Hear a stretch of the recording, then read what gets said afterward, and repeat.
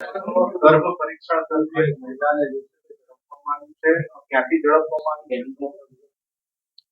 ગત તારીખ 6 એપ્રિલ 2025ના રોજ રાજકોટ શહેર એસઓજી પીઆઈ એસએમ જાડેજાની ટીમને એક સચોટ બાતમી મળી હતી કે રાજકોટ તાલુકા પોલીસ સ્ટેશન વિસ્તારમાં આવેલ સીતાજી ટાઉનશીપમાં એક મહિલા જેનું નામ છે સરોજબેન હિંમતભાઈ ડોડિયા, તેઓ ગેરકાયદેસર મહિલાઓનું ગર્ભ પરીક્ષણ કરે છે.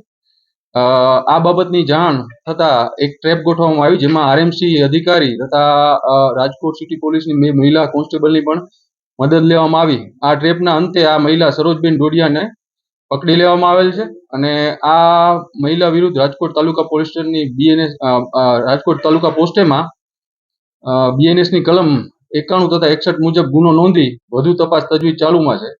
આ મહિલા પાસેથી 4 લાખની કિંમતનું એક સોનોગ્રાફી મશીન પણ કબજે લેવામાં આવ્યું છે. આ મહિલા વિરુદ્ધ અગાઉ ડીસીબી પોલીસ સ્ટેશનમાં PCPNDT act reconception and prenatal diagnostic technique act મુજબનો ગુનો નોંધાયેલ છે. એનો મતલબ કે 2021 થી તો આ કરતી જ હતી, પણ એના પછી 10 મહિના જેટલું જેલમાં હતી. ત્યારબાદ કેટલી વાર કર્યું છે, કોનું કર્યું છે ને એ બાબત ઉપર હજી વધુ તપાસ તજવીજ આ રિમાન્ડ દરમિયાન પ્રશ્નો પૂછવામાં આવશે. ગ્રાહકો જે છે તે કેવી કોન્ટેક્ટમાં આવતા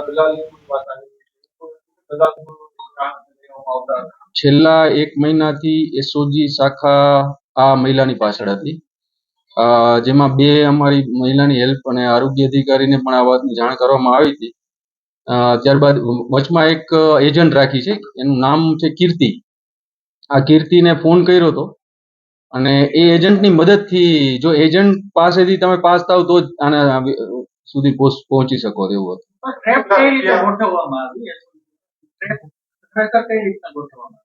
આ ટ્રેપમાં આરોગ્ય અધિકારી અને 2 મહિલા, જેમાં 2 મહિલાને એક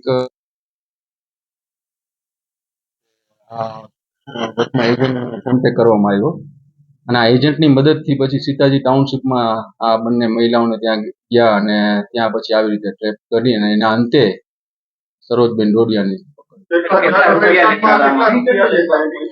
20,000ની ફી નક્કી કરવામાં આવી હતી, પણ થોડીક બીજી રકઝક થતા 16,500માં પછી છેલ્લે નક્કી.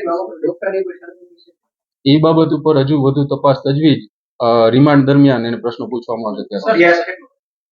એને હોમ કેર નર્સિંગનો અભ્યાસ કરેલો.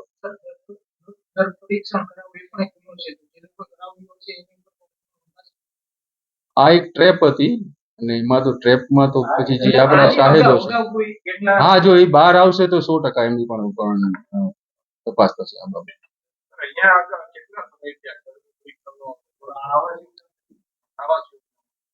આપણે 2021 થી ગણીએ તો લગભગ 3-4 વર્ષ તો થઈ ગયા, પણ હજી વધુ તપાસ આમાં આપણે રિમાન્ડ દરમિયાન એમના રિમાન્ડ લેવા ગયા છે ઇન્વેસ્ટિગેશન ઓફિસર. રિમાન્ડ બાદ વધુ આમાં તથ્યો બહાર આવશે. ફ્લેટ એનો હતો નહીં, એક પારુલબેન કરીને એક નો છે, એને એની પાસેથી લઈ લીધો છે લખાણ કરી, અને એને કોઈક મદ્રાસીને આમાં ભાડે પણ રાખ્યો.